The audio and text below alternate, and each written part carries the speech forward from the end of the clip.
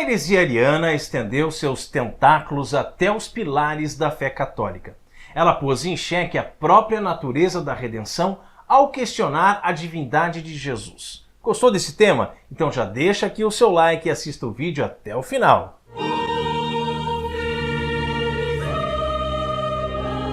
Vinde, ó Deus, em meu auxílio, socorrei-me sem demora.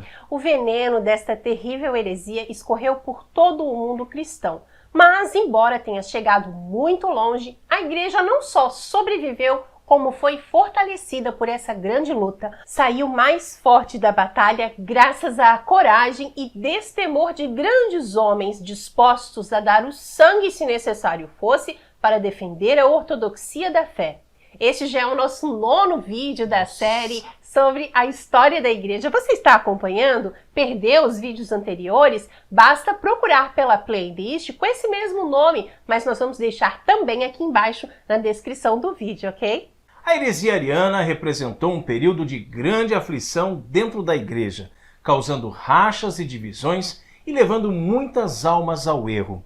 Mas a igreja saiu mais forte da batalha graças à coragem de grandes homens dispostos a dar o sangue, se necessário fosse, para defender a ortodoxia da fé. Um desses grandes homens foi Santo Atanásio. Tinha personalidade grandiosa e terrível. Um santo que dominava toda a história religiosa do Egito e quase da cristandade inteira, durante estes anos conturbados. Ele era dotado de uma inteligência extraordinariamente penetrante, acostumado a todas as sutilezas do espírito oriental, mas sabendo desmascarar as falsas aparências e evitar as armadilhas graças a um bom senso positivo que não o deixava cair em qualquer engano. Tinha um caráter equilibrado, do mesmo aço com que Deus fizera a seus apóstolos e os seus mártires, e ao mesmo tempo maleável e forte, reto nas suas intenções e hábil nas suas manobras. De alma profundamente religiosa, Santo Atanásio encarnava o tipo desses grandes místicos,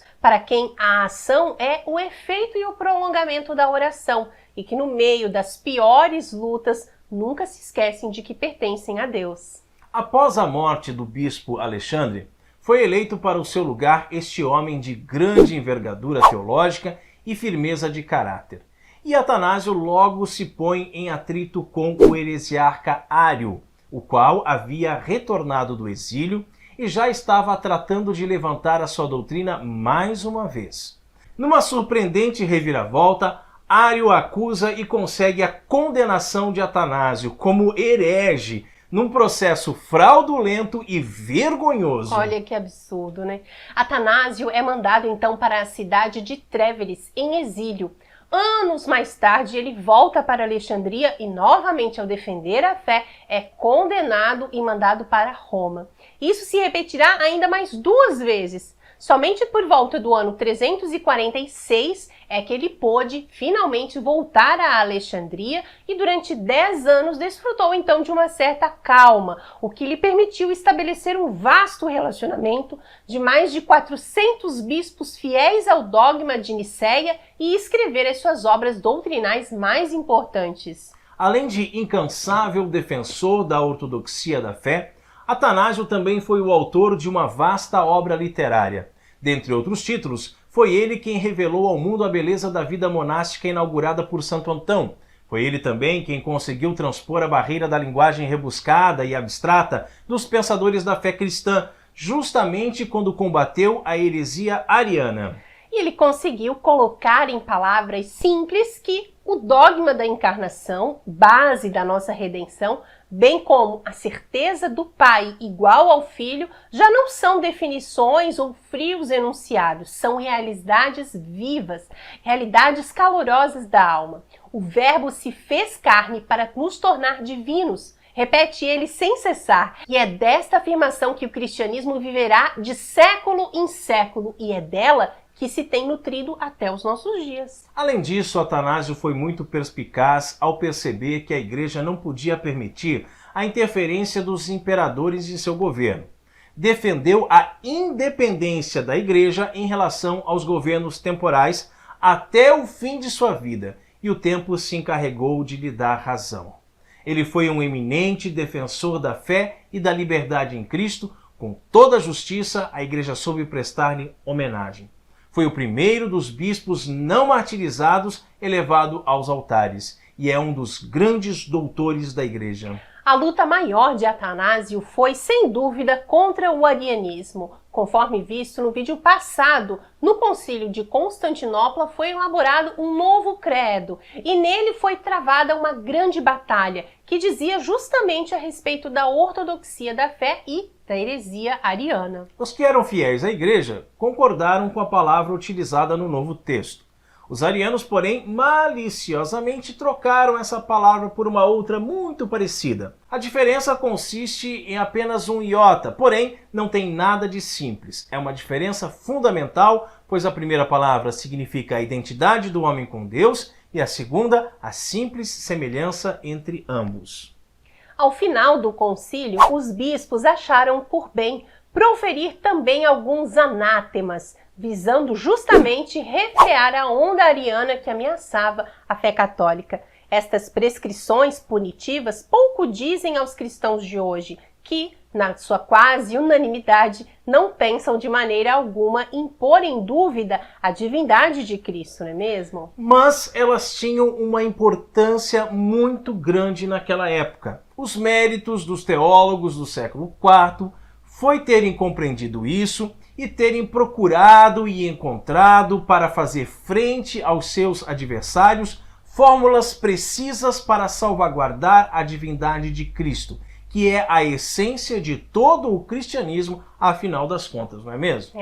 E cada pequena parcela de uma frase tinha como alvo afastar uma ameaça de heresia. Cada palavra estava carregada de significado.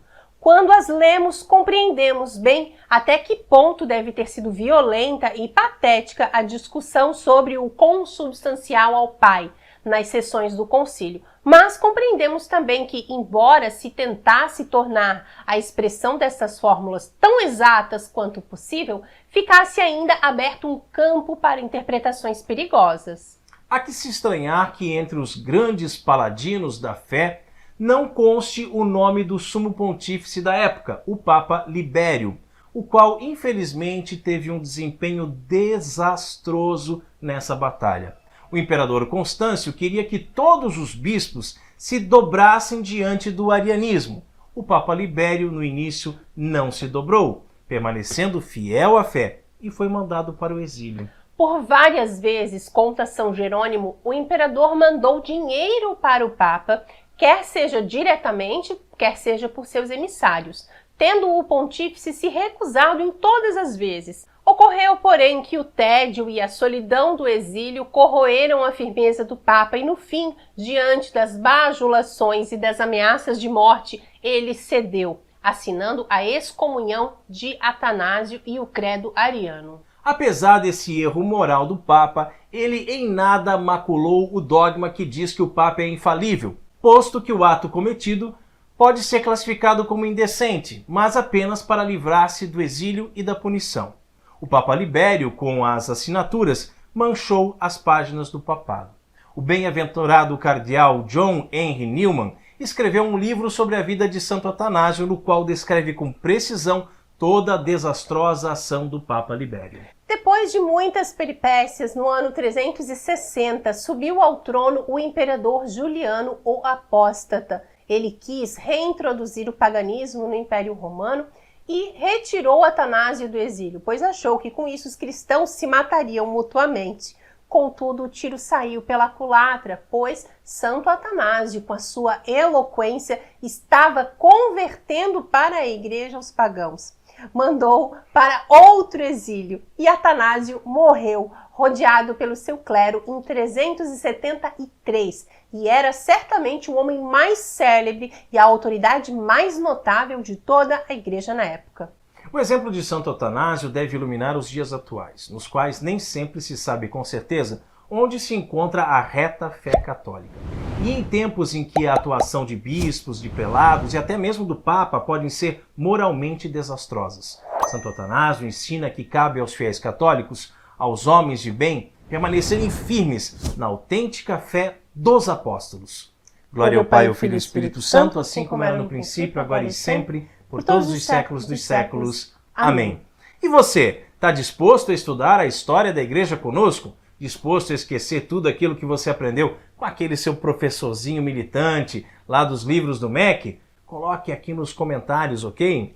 E se você ainda não curtiu esse vídeo, deixe o seu like para nós, certo? E também compartilhe esse vídeo com seus amigos nas redes sociais, principalmente lá nos grupos de WhatsApp, não é mesmo? Isso tudo nos ajuda muito a evangelizar. E se você ainda não é inscrito em nosso canal, inscreva-se agora para continuar recebendo os nossos vídeos. Não esqueça de clicar também no sininho na opção Todas as Atualizações, pois assim você não nos perde de vista. E seja um sócio evangelizador. Envie um Pix para nós de qualquer valor. A chave Pix está aparecendo aqui embaixo na descrição do vídeo. Muito obrigada a você que nos ajuda com as suas orações e também com doações todos os meses. Que Deus abençoe, paz e bem.